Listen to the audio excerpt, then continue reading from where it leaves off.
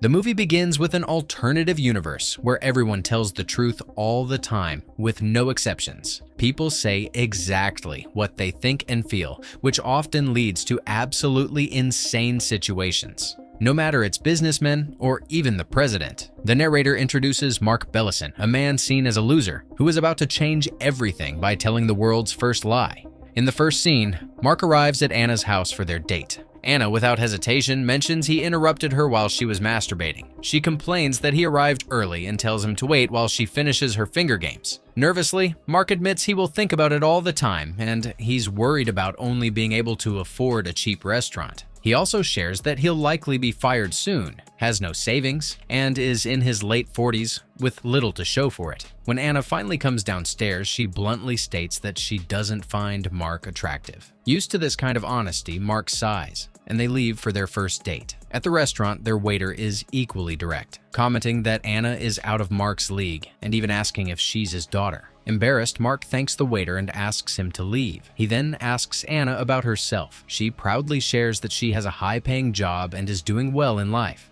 During their meal, Anna gets a call from her mother and openly says that Mark isn't good-looking, doesn't earn much, and isn't someone she would ever kiss or sleep with. Despite the awkwardness, Mark thanks Anna at the end of the night for spending time with him. The story shifts to Lecture Films, a movie studio where a man is presenting Napoleon's story. Mark arrives and is introduced to the audience as a screenplay writer. The presenter truthfully describes him as one of the company's least successful employees, who is on the verge of being fired. Mark heads to his office, where his colleague Shelley mocks his poor track record. Not long after, Mark's boss, Anthony, fires him for writing a dull screenplay about the Black Plague. While still at work, Mark reads an email from Anna. In it, she says she enjoyed his company but isn't interested in him because of his looks, finances, and social status, qualities she considers essential in a partner. Shelley twists the knife by pointing out that the best part of the email is the criticism of Mark's appearance. On his way out, Mark faces more ridicule from Shelley and his rival Brad,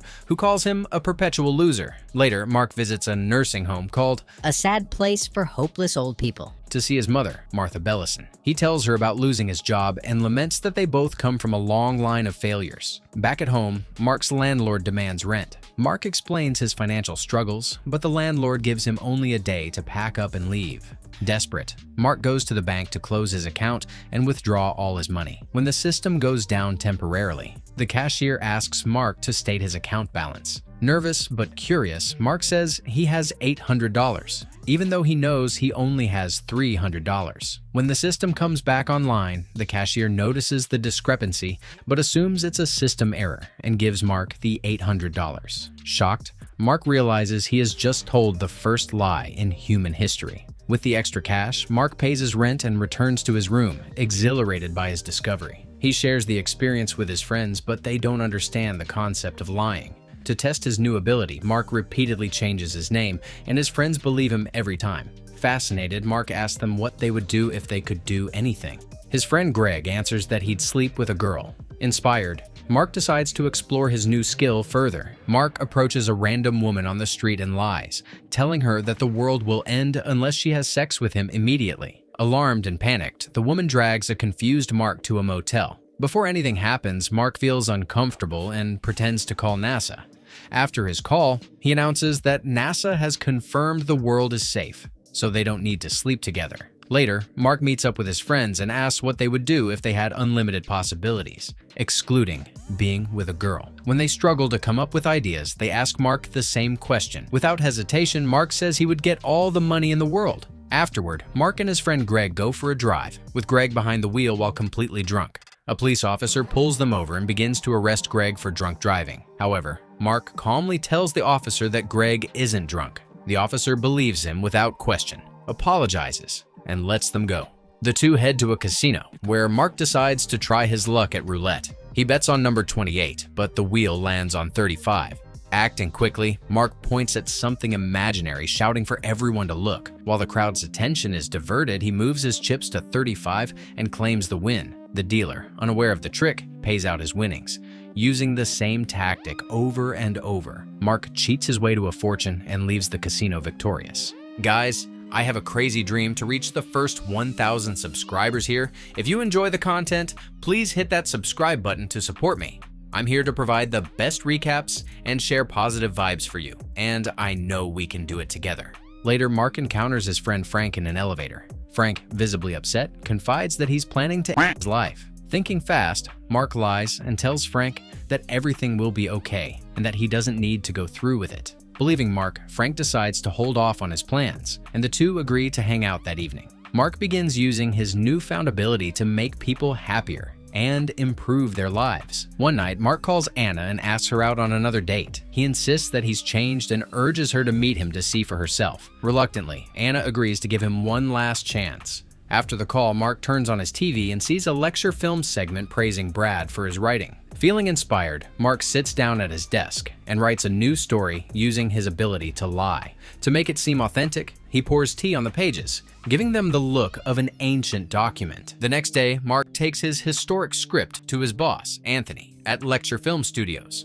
Mark claims he found the writing in an ancient chest buried in the desert. The story details a giant spaceship crash in Babylon, sparking Anthony's interest. Mark recites the tale, explaining that aliens saved Earth in the 14th century. He adds that the alien king erased humanity's memory of the event and prophesied that centuries later, Mark Bellison would discover the truth after being fired by his terrible boss, Anthony, and mocked by his colleagues, Shelley and Brad. The script concludes with Mark predicting that Lecture Films will produce the story as a blockbuster, making him rich and famous. The employees enthusiastically applaud the story, and Anthony eagerly orders Mark to start production. Meanwhile, Brad fumes with jealousy. That evening, Mark takes Anna to a high-end restaurant for their date. She congratulates him on selling his script and asks about his family. Mark shares that his father is an alcoholic and his mother lives in a nursing home, but he plans to move her out the next day and buy her a mansion. Mark then asks Anna if she would consider spending her life with him now that he's successful and wealthy. While Anna admires his accomplishments, she rejects him again, pointing out his appearance. She explains that she doesn't want her future children to inherit his physical traits, like being overweight or having a snub nose.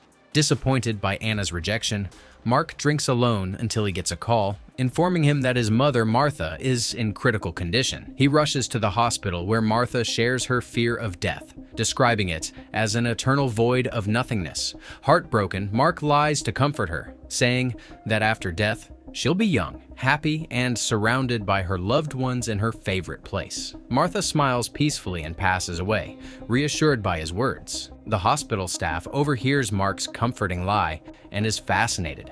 They ask him to explain more about life after death. But overwhelmed with grief, Mark leaves the hospital with Anna. The next morning, they wake up on each other's shoulders after falling asleep together. They exchange warm smiles, sharing a quiet, tender moment. When Mark returns home, he finds a massive crowd gathered outside. Confused, he pushes through as people call his name, asking him to explain what happens after death. Turning on the TV, Mark sees a news report about the crowd outside his home. Anna arrives and asks what he told his mother. Mark explains everything, and to his surprise, Anna believes him without question. She encourages him to share more with the people outside. Hesitant but determined, Mark writes down a message for the crowd. Stepping outside, Mark reads his message aloud. He introduces the idea of a man in the sky who knows everything. This man, he explains, provides the deceased with mansions, endless ice cream, and reunions with their loved ones in the afterlife. However, Mark warns that anyone who commits 3 bad deeds in their lifetime will be sent to a terrible place instead. Some people in the crowd curse the man in the sky for their misfortunes, but Mark reassures them that he's also responsible for all the good in their lives. When asked how he knows this, Mark lies again, saying the man in the sky told him directly. In the following days, headlines flood the media with stories like NASA on the search for the man in the sky, productivity drops as people dream of afterlife mansions, and man in the sky, responsible for disasters and miracles. Meanwhile, Mark submits a new film based on the Black Plague to his boss, Anthony.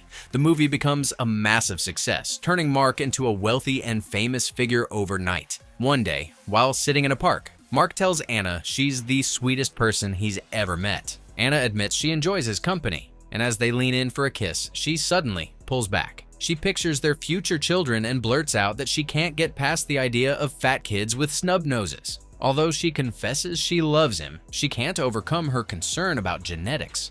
Later, Anna visits Mark's mansion to give him a birthday card. She tells him she's going on a date with Brad and plans to sleep with him, which alarms Mark. He convinces Anna not to have physical relationships before marriage. When Mark opens the birthday card, he finds a coupon from Anna for sharing a bed together. Anna playfully complains that since they aren't married, she won't break the rule. Mark awkwardly jokes that it's a shame to waste the coupon. Brad arrives to pick Anna up for dinner. During the date, Brad brags about his success while insulting Mark's appearance. Later that night, as Anna watches Mark's TV interview, her mother changes the channel, dismissing Mark as someone who could never measure up, even if he talks to the man in the sky. Anna argues, saying Mark makes her feel special, but her mother insists Mark will always be a loser and that any children with him would be the same. She pressures Anna to stick with Brad. Weeks pass, and Anna eventually visits Mark, finding him disheveled with long hair and a beard. She hands him an invitation to her wedding with Brad and asks him to attend. Mark pleads with her not to marry Brad, but Anna explains she feels obligated to choose a genetically perfect partner to have the children she dreams of.